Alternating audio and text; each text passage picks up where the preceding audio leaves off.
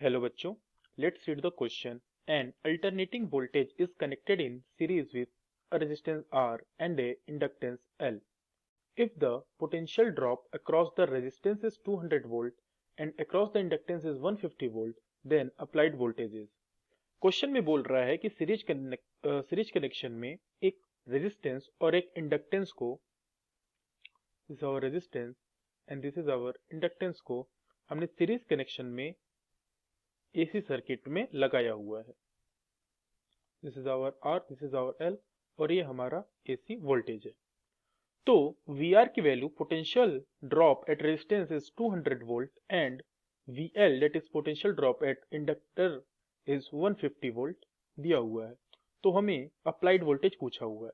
So we know that in series V S that is supplied voltage will be V R square plus V L minus V C का whole square.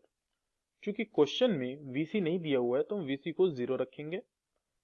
So it will be equal to V R की value 200 का square plus V L की value 150 का whole square.